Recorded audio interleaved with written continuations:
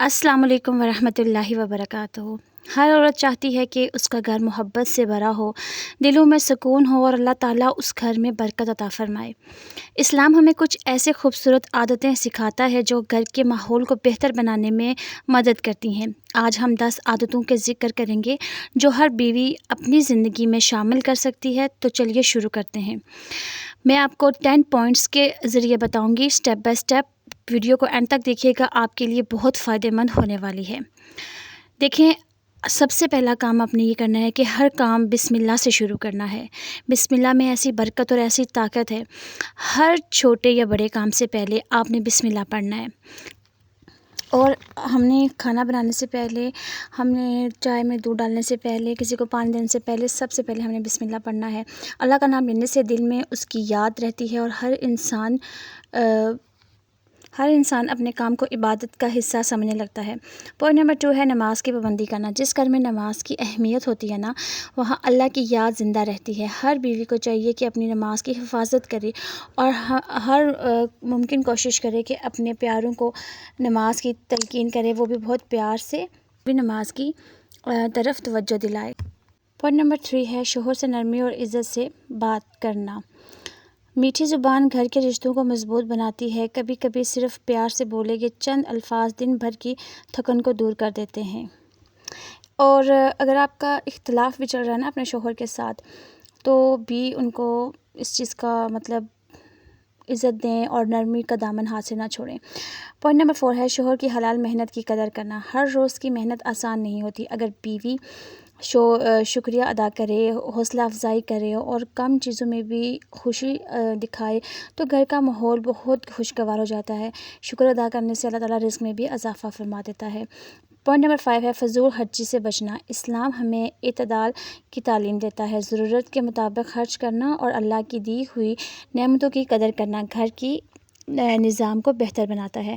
Point number 6 ہے گھر کو صاف اور پرسکون رکھنا۔ صفائی اسلام کا اہم حصہ ہے۔ صاف اور منظم گھر میں رہنے سے دل کو بھی بہت سکون ملتا ہے نا، اور گھر کا ماحول خوشگوار رہتا ہے۔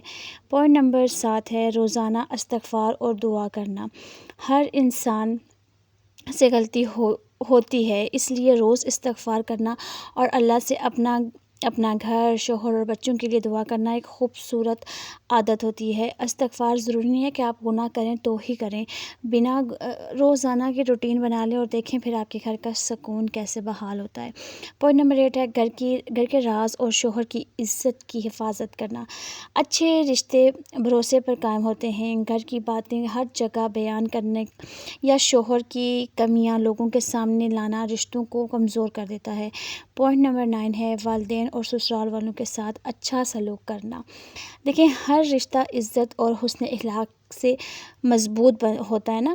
اگر کسی بات پر اختلاف بھی ہو تو صبر اور نرمی سے پیش آنا گھر کے سکون کے لیے بہتر ہوتا ہے۔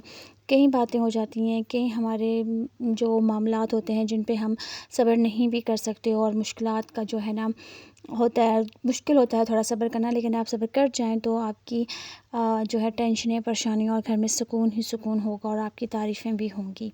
پوائنٹ نمبر جو میں آپ کو بتانے لگی ہوں 10، ہر روز قرآن کی تلاوت کرنا اور اللہ کا ذکر کرنا۔ روز کچھ وقت اللہ کے کلام کے لیے جو ہے نا نکالنا اور اس کا ذکر کرنا دل کو اطمینان دیتا ہے۔ ایسا گھر جہاں اللہ کی یاد ہو وہاں روشنی، سکون بھی زیادہ ہوتا ہے، وہاں پر لڑائی جھگڑے بھی کم ہوتے ہیں، وہاں فساد کم ہوتے ہیں۔ جہاں پر روزانہ اللہ کی یاد کی جاتی ہے، اور یہ جو میں نے 10 پوائنٹس آپ کو سارے تفصیل کے ساتھ بتائے ہیں، اگر آپ ان 10 پوائنٹس کے اوپر پراپر ورک کریں گے انشاءاللہ تعالیٰ آپ کی مشکلات کو آسان ہوں گی، شیاطین اس گھر سے بھاگ جاتے ہیں۔ یہاں پر میں ایک پوائنٹ نمبر 11 بھی ایڈ کر دیتی ہوں کہ اگر آپ صبح صبح اٹھ کے نا کوئی بھی سورہ چلا دیں اپنے موبائل میں، یہ میں نے اپنے لاسٹ ویڈیو میں بھی بتایا ہے کہ اگر آپ چاہتی ہیں کہ گھر میں سکون، برکت، رزق میں اضافہ، آپ کے بچے فرما بردار ہو جائیں، آپ کے شوہر ہر وقت ٹینشن میں رہتا ہے، ہر وقت پریشانی میں رہتا ہے، ہر وقت ایگزائٹی ہوتی ہے، ہر وقت کی ٹینشن، تو استغفار کو بھی کثرت سے پکڑ لیں۔ یہ جو پوائنٹ میں نے بتایا نا استغفار والا، کہ اپنے گناہوں پہ، اپنی غلطیوں پہ شرمندہ اور نادم ہونا، اور اور استغفار کرنا. استغفار کے بہت سے فائدے ہیں. وہ 2 ویڈیو آلریڈی میں اپلوڈ کر چکی ہوں. ان دونوں ویڈیو پر جائیں اور ان ویڈیو کو دیکھیں اور ان پر عمل کریں جیسے میں نے طریقہ بتایا ہے ویسے.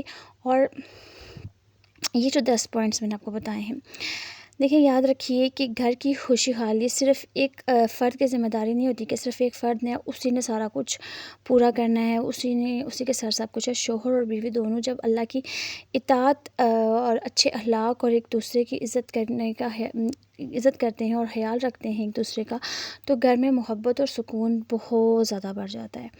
اور آپ کو پتہ ہے کہ جب آپ عورتوں کے اوپر بھی ہے اور مردوں پہ بھی ہے کہ دوسرے کو خوش رکھیں، لیکن عورت کا تھوڑا زیادہ ہے کیونکہ وہ اپنے شوہر کی فرما بردار رہے، اس کا اخلاق اس کے ساتھ اچھا ہونا چاہیے، اس کے بات کرنے کا انداز اچھا ہونا چاہیے.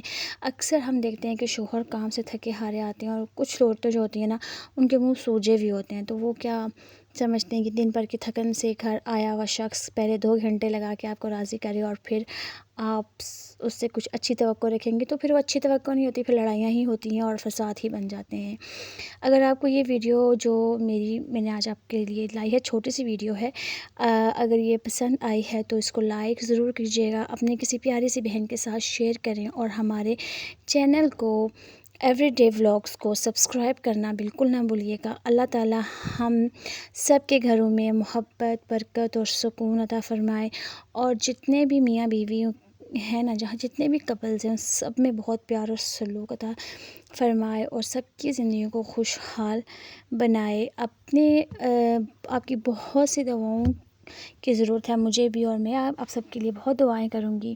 اللہ تعالیٰ سب کو اپنے زمان میں رکھے. تو ملتی ہوں اپنے نیکسٹ ولاگ میں. اور ہاں، یہاں پر میں نے بنائے تھے یہ لوکی کے کباب. بچے لوکی ویسے کھانا پسند نہیں کرتے، تو یہ اس طرح ضرور ٹرائی کریں. ملتی ہوں اپنے نیکسٹ ولاگ میں، تب تک کے لیے مجھے دیں اجازت. اللہ حافظ.